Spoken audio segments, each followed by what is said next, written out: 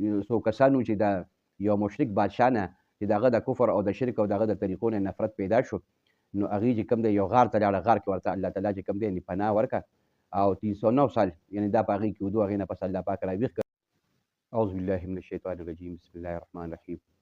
زما عزتمندو، قرآن پاک کې بعضې واقعات راغلي دي، لکه د اصحاب کهف واقعه ده او دغه رنګ د یاجوج و ماجوج واقعه، داسې نور واقعات دي. نو دا محض افسانې یا کیسې نه دي چې موږ نه صرف فن وایو. په دې کې کیسو کې وروسته موږ دپاره ډېر لوی عبرت وي، د عبرت سامان وي او زموږ دپاره د ایمان او د یقین د پختګۍ ذریعې وي چې زموږ ایمان ورسره مضبوط شي، زموږ عقیده ورسره مضبوطه شي، په الله باندې زموږ کامل یقین او بروسه پیدا شي او د اسبابو په ځای باندې په مسبب الاسباب باندې زموږ نظر پیدا شي. نو دې عبرتونو دپاره الله رب العالمین دا واقعات بیانوي. قرآن پاک کې یو واقعه ده، اصحاب کهف ورته ویل کېږي، یو ورسره سپی دی. قصه ډېره اوږده ده خو صرف هغه سبقونه یې درته او د دې کې نه څه عبرتونه او سبقونه حاصلېږي هغه ستاسو مخکې بیانوم. دا څو کسانو چې د یو مشرک بادشاه نه چې د هغه د کفر او د شرک او د هغه د طریقو نه نفرت پیدا شو،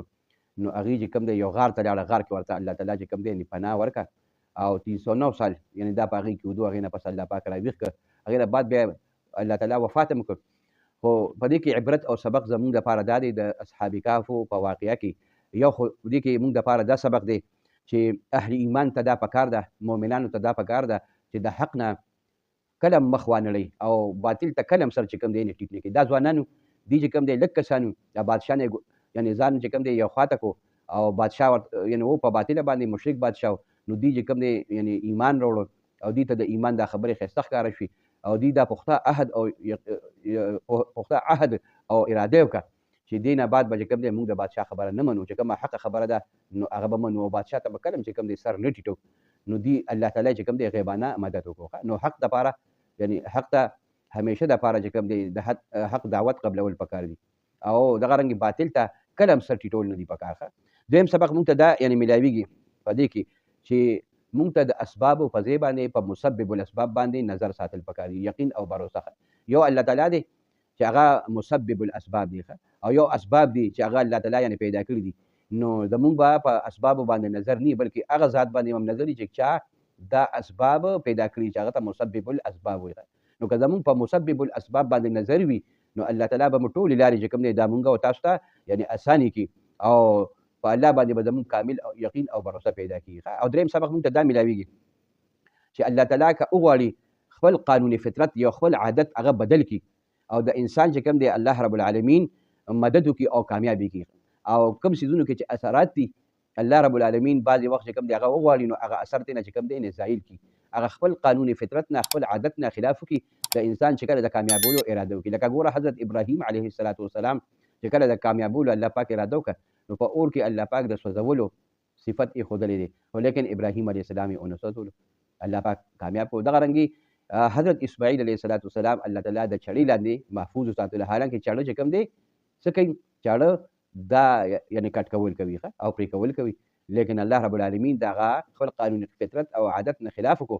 چړې کار نه کولو. دغه رنګې اوبه ډوبول کوي، لیکن الله رب العالمین چې وغوښتله نو حضرت موسی علیه السلام او د هغه قوم یې په اوبو کې بچ کړو او مقه فرعون او د هغه قوم یې په اوبو کې چې کوم دی یعنې غرق کړو. نو دغه رنګې الله رب العالمین چې چا دپاره د کامیابۍ اراده وکړي نو هغه خپل قانون فطرت یا قانون عادت ولا چې کوم دی بدل کړي چې کله الله رب العالمین د یو انسان د کامیابولو اراده کوي.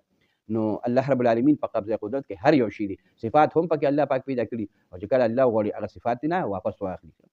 او څلورم سبق دا میلاویږي مونږ او تاسو ته چې د چا په زندګۍ کې یعنې څوک د باس بعد الموت د مرګ نه بعد د دوباره زندګۍ او د حساب کتاب قایل نی نو یا دا شرط چې کوم دی د انسان په زندګۍ کې مفقود دی نو د ده زندګي بې مقصده ده، هېڅ د زندګۍ هېڅ یعنې فایده بیا نشته دی، د زندګۍ هېڅ فایده نشته چې ته د باس بعد الموت نه او د حساب کتاب نه او یا د دې نه چې الله پاک به ما دوباره یعنې را پیدا کولی نشي د دې یعنې دا عقیده ته نه ساتي او یعنې الله په دې باندې قدرت نه لري چې ما دوباره پیدا کړي او ځان ته مې ودرېږي د حساب کتاب ده. نو که دا عقیده دې د زندګۍ نه ختمه کړه نو زندګي چې کوم دی دا بې مقصده شوه، زندگی نشو دا بلکې شرمندگی شو. یو شاعر وایي کنه زندگی آمد برای بندگی، زندگی بې بندگی شرمندگی. الله چې موږ ته زندگی راکړې ده نو دا د بندګۍ دپاره، بندګي څه ته وایي؟ د الله منل. که زموږ عقل هغه مني او که نه مني نو هغه شی یعنې منل نو دې ته بندګي ویل کېږي. او کوم زندګۍ کې چې د الله بندګي او د الله منل نه وي او د الله تعالی چې کوم د احکاماتو باندې عمل نه وي نو دا زندگی نه د حقیقت دی، دا شرمندگی او رسوایی ده. او پنځم سبق مونږ تاسو ته دا میلاویږي چې هغه وخت پورې ګوشه‌نشیني یا راهبانه زندگی اختیارول نه دي پکار. ګوشه‌نشیني او راهبانه زندگی ته ویل کېږي سړی یو غره ته لاړ شي یو ځنګل ته لاړ شي بس د ټولو خلکو نه د معاشري نه ځان له زندگی تېري. نو دا په مخکې مذهبونو کې روا و، په اسلام کې د دې یعنی گنجایش نشته. لا رهبانیت فی الاسلام، په اسلام کې رهبانیت نشته. خو که یو جون د یو سړي په زندګۍ کې یو خدای دې نه کړي داسې موړ راشي چې زندگی چې کوم دی داسې ګرانه شوه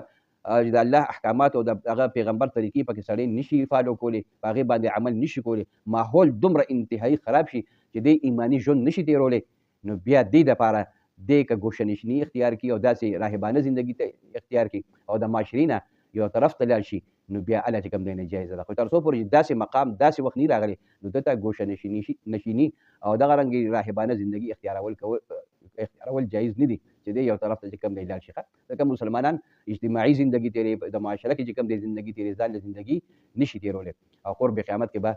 داسې وخت رام شي، نبي کریم صلی الله علیه وسلم فرمایي چې یو سړی به خپل ایمان باندې زندگی نشي تېرولی. ایماني زندگی به داسې ګرانه شي او د ایمان لاندې لکه یو سړی چې په لاس کې څنګه بل عسکر وټه نشي نیوی نو دقه شانتې به چې کوم دی سړی په ایمان باندې چې کوم دی ژوند نشي تېرولی. دومره به ایمان چې کوم دی خلکو ته سخت شي او نیک اعمال به دومره چې کوم دی صحیح نه ټول ماحول به خراب شي. نو بیا په داسې حالاتو کې نبي علیه السلام فرمایي چې هغه سړی کامیاب شي دی چې د ګډو چیلو یا د اوښانو یو کنډک سره دی روان شي او یو غره سر ته لاړ شي او یا چې کوم دی یو ځنګل ته لاړ شي او هلته چې کوم دی خپل الله کوي، خپل عبادت کوي او په دغې باندې مطلب دی خپله زندګي چې کوم دی نترې خوراک څښاک کوي، یعنې د هغې پیمه استعمالوي او خپله ځان له زندګي تېروي چې د ده ایمان ته او د ده عمل صالحه ته نقصان یعنې میلولی شي. نو به هر حال قرآن پاک کې چې دا واقعات راغلي دي دې دپاره چې دې کې ډېر درسونه دي، عبرتونه دي چې موږ د دې نه دا عبرت او دا سبقونه حاصل کړو. واخر دعوانا